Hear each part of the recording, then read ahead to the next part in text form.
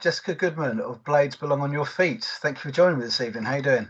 I'm good, thank you. Thank you for having me. How are you? I'm very well. You are more than welcome. So I shared your social media profile out and we spoke online the other night because I reached out to you to make Blades Belong on Your Feet the partner charity of Zero Pucks Given for the playoff weekend and probably permanently moving forward for the message. So please tell us about Blades Belong on Your Feet, how you started and what your aim is. I do really appreciate that you reaching out and obviously providing the support. So the Blades Belong on Your Feet is kind of combining the two things that have been like biggest and most passionate things in my life, which is through studying, learning a lot about knife crime, growing up in Enfield, surrounded by knife crime. And then obviously for the skating, for me, I've skated for 13 years. I did synchronized ice skating for Lee Valley. And I actually stopped the synchro the day before I started the charity. Right.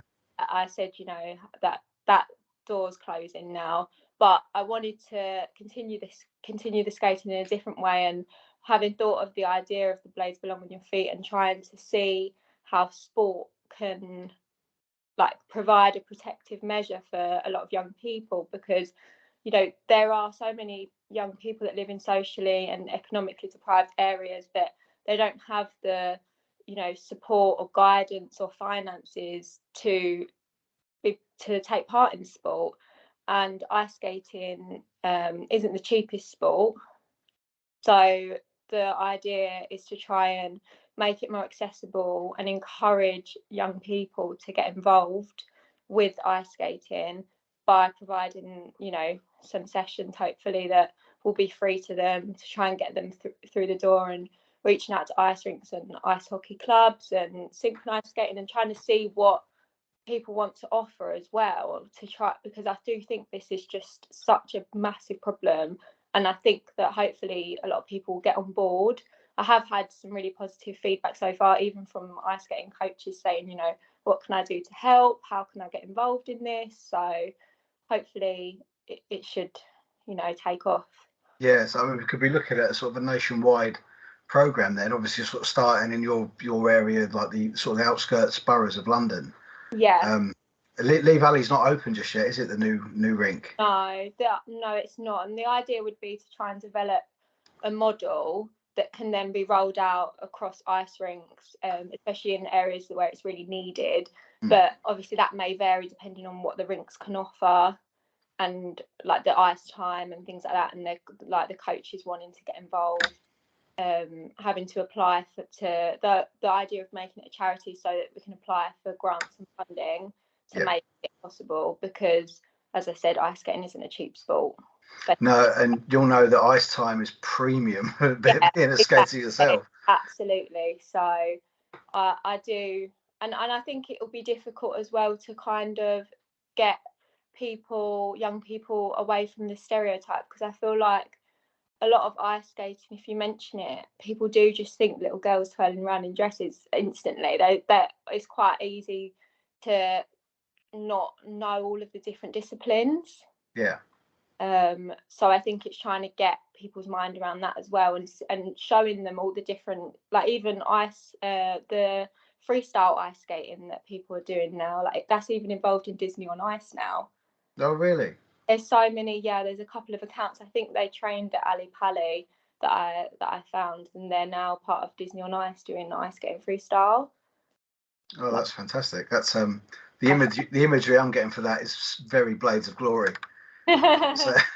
No, it's really cool, like doing flips and stuff like that.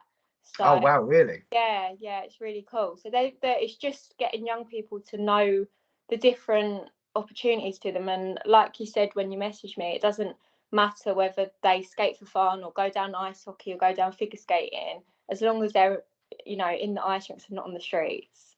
Absolutely, yeah. It's but it's something that's been quite popular. A sport I was mainly involved in was boxing, and that's been incredibly popular with the getting people involved in that against violent crime and knife crime to push them into boxing gyms. But to do when you, particularly if you've got that facility in your area, It's a fantastic thing to get into. And as you said, there's so many different types that perhaps if you have, young men or young women that have perhaps got this sort of violent energy, ice hockey might be the perfect thing for them to do to get that release, but also gain some discipline as well. Yeah, and that's the thing, is trying to give them something productive and positive to try and put their energy into. And also it's teamwork as well. And I think sport is so important for young people because it teaches them so many things, like discipline, how to work well as part of a team, how to lose, how to win, and getting up in those situations where you just want to go back to bed because you don't want to be up at 7 o'clock in the morning at a cold ice rink, but you do it because it's good for you. So I think it's just, if they don't have those opportunities given to them, they'll never know as well. Like there could be the next Torval and Dean out there. You just don't. But we'd never know. We'd never know. So how did you come across ice skating then? Being in Enfield, I suppose Lee Valley was probably your closest. Lee Valley was the rink that I learnt to skate in. Well, that's unless the Albany Lido freezes over. Yeah, well, they were trying to put it in Pickett's Lock at one point, but it didn't go through. So we've been training at Ali Pali because while the rink was shut, that's where the synchro team moved to, was Ali Pali. But there's a perfect location around there to put an ice rink, really, because there's an area around there called Freezy Water. Yeah, I don't know that there's much. That's mostly built up. It's quite industrial, isn't it? Freezy Water. There's not I don't know that there'd be any space there, to be honest. Everything in Enfield is quite crammed together now. Yeah, I know. There's a lot of my family are actually from Enfield originally, and there was always a joke about the sort of the hills that go up to the reservoirs, that the sheep had one set of legs shorter than the other, so they could stand on the hills. Yeah, where Ponder's End is. Yeah, up that way. So you were down to Lee Valley, and then obviously whilst it's been closed, you've been training at Ali Valley. Yeah, and that's the other thing is I think Lee Valley is in quite a socially and economically deprived area.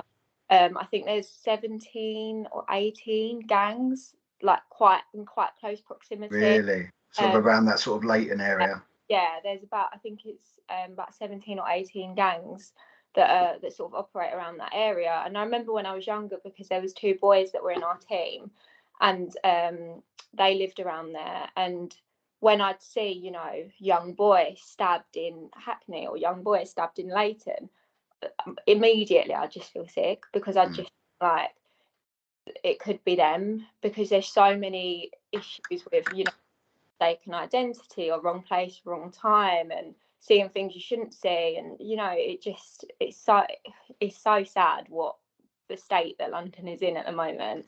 But as Alice, even though it's in Muswell Hill, which is quite a built up area, it's a stone throw away from Wood Green, which is really struggling.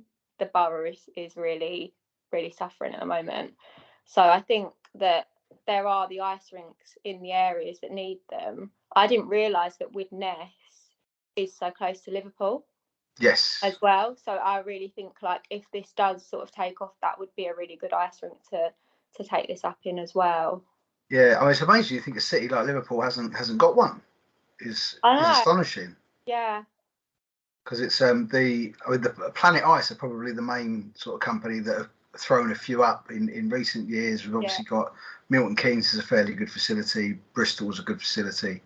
There's a few of the older ones that could do with a little bit of a revamp. Yeah.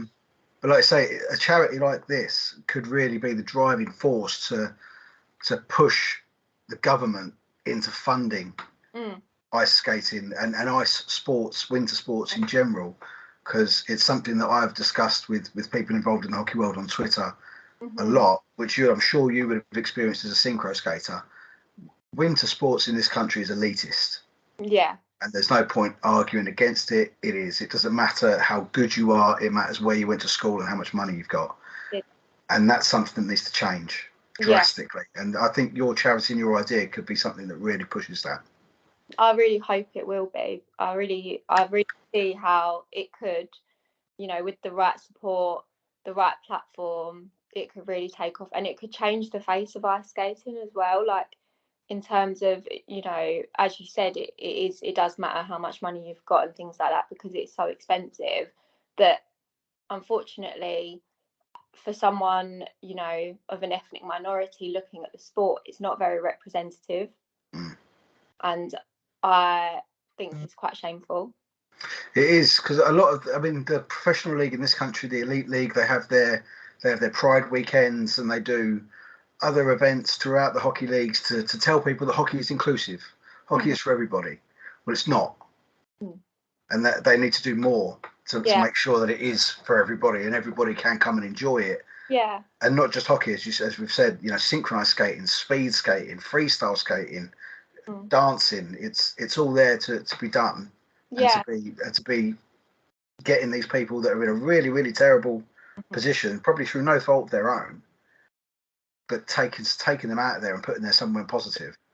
Yeah, that's what, because for, like, some people didn't quite understand what I was getting at with setting this up. They thought that it was more like targeting gang members, but it's more a protective and preventative measure. So it would be trying, you know, those people that are right on the cusp of falling victim to these gangs, in terms of, you know, they might have been kicked out of school, they're now in a pupil referral unit where they've got gangs hanging around outside waiting for them to come out.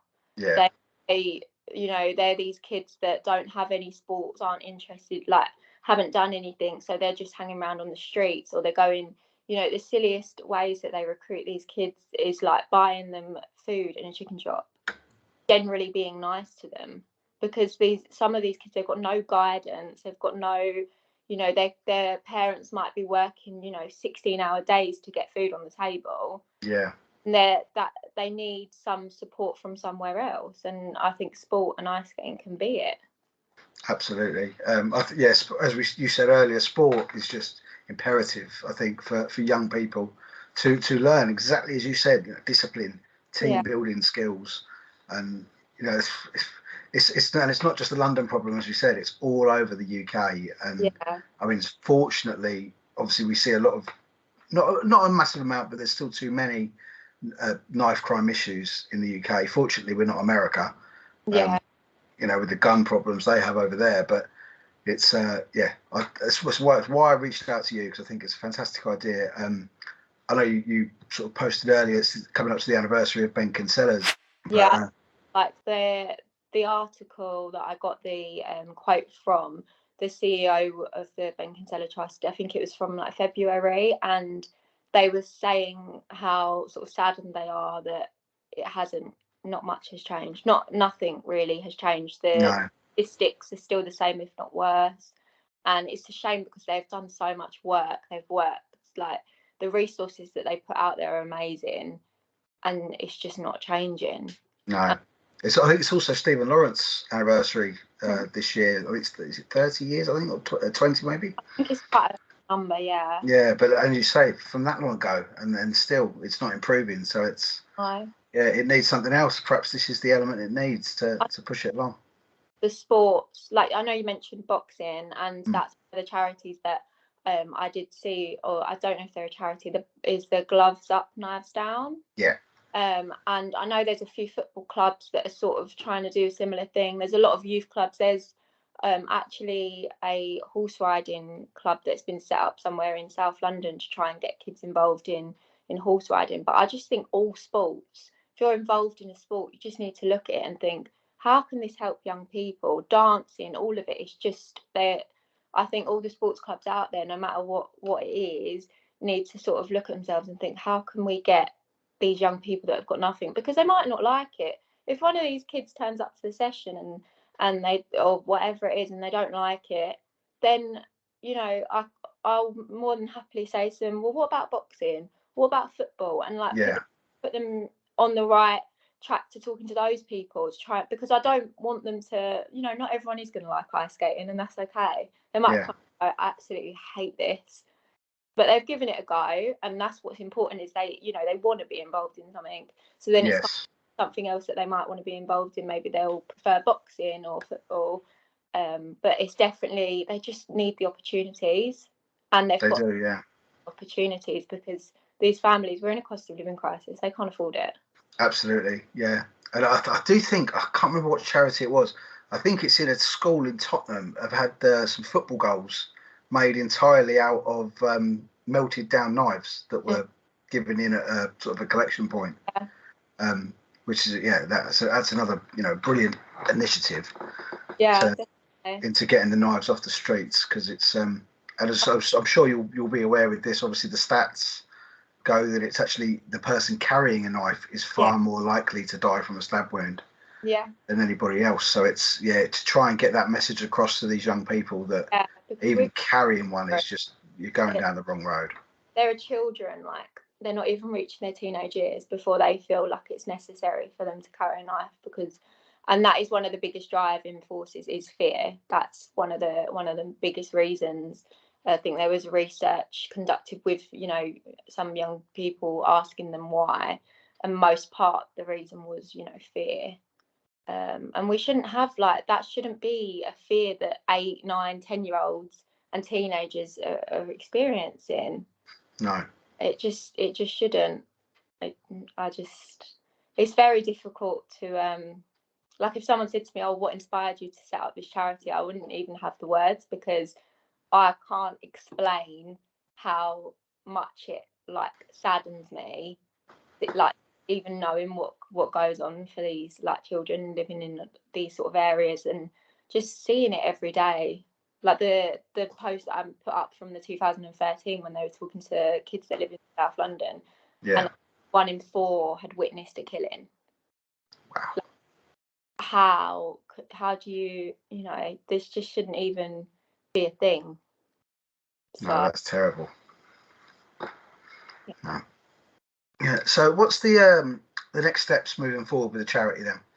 So at the moment, it's not fully registered. It's very difficult to get registered. So I have reached out to someone. They're going to provide me with some guidance and help me to set it up and submit all the application and everything like that. And then from then on, once it's a registered charity, we'll obviously be reaching out to ice rinks, letting them know what we want to do, applying for funding from certain grants and stuff like that, finding what's the best organisations. I know there's a lot of, like, places out there that do funding. It'd be reaching out to sort of ice skating clubs as well, hockey clubs, seeing if they'd do, like, taster sessions and offer any of their, like, ice time to get kids in and giving it a go, showing them what hockey is. Obviously at some point it would be nice to do, like, some sort of charity gala as well to raise some money, because I think for this it will need to be fundraising but also the funding. So it would be a combination of the two. I don't think it would be possible to rely just solely on grants and funding. I think there will need to be fundraising. So even just, like, going to maybe hockey games and competitions and having, like, simple things like shaking a bucket and getting the word out there and getting people to just carry on sharing the platform as well, because that's important. It only takes one person with however many thousands of followers before that's it. Like, it'll just grow. But at the moment it's growing authentically, which is nice, because the people that are following it are genuinely interested in it. They're from the ice skating community. So it's not like just random people. They're people that are interested in it. So I think that over the next few years is just trying to grow it, get the message out there, reaching out to youth clubs and stuff like that, trying to find out what the best way to get these kids involved in, and highlighting who the hard to reach kids are to get them in. So it's brilliant. Like I say, I can't give you enough praise for doing what you're doing, starting it up. It's starting a charity is an incredibly hard thing. So I think you're prepared for the hard work that's about to come your way. But it's a fantastic initiative, and I'm very glad to back it. Thank you. No, I definitely appreciate the support and backing. So with hockey then, do you have you ever been? I have not been, no. You have not. So you've got the Haringey Huskies up at Ali Pali. Yeah. So they're probably your closest team. Yeah.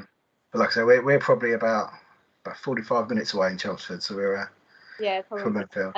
I don't know where Lee Valley have been training. I don't know what sort of what sort of club they've got left or anything?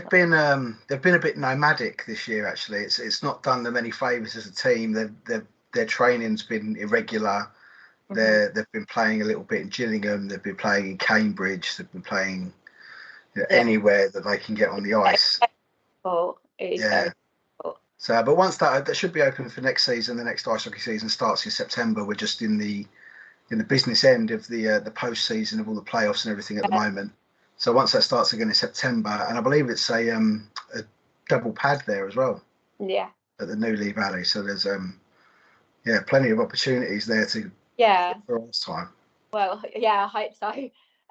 But I definitely, that's why I think the time that I've set it up is actually a good time, because hopefully then it will all be up and running and set for when the season starts. Yeah. It can take, I think they said possibly a few months to get the registered number through, like, you know, where it says charity and then the number. Yeah. So to have that all set up for the next season, next competitive season, would be good, because then I can get to all the competitions and the games, get the word out there. Maybe I'll get one of those, like, what is it? It's like a foghorn. Oh yeah, a megaphone. Get people's attention. So with your synchronized skating then, did you compete at that? Yeah, we competed. So I skated for, done all like the younger teams and worked my way up, and then we've been competing a senior B at the moment. We've not had the ice time or the levels to be able to go full senior, so there's two different rankings in this country. So the seniors will then go on to, if they get the score, go on to compete at Worlds. Yeah.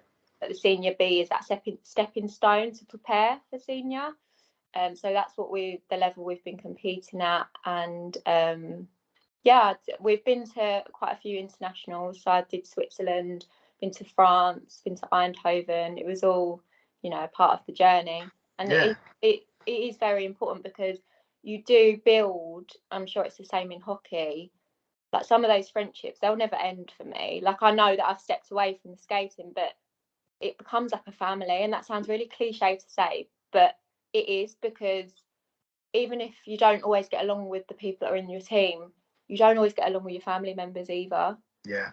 And that's what being in a team is like, and it's really important to have those experiences and, you know, go on competitions and, you know, enjoy life as well, like to have something fun to do.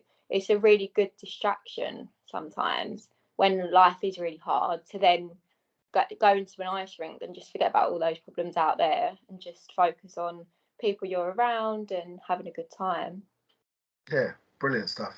Well, Jess, thanks so much for joining me and telling us all about the charity. It's it will be shared on every post that I do, and obviously we're just coming up to the Britain playoff finals this weekend, so there'll be a few podcast episodes and videos going out. So we'll get you tagged in all of those and spread the word as far as we can. No, I really do appreciate it. No, you're more than welcome, and say it's a very worthwhile cause, and you're doing good work for the right reasons. So thank you. All very good. Appreciate it. No worries. Cheers, Jess.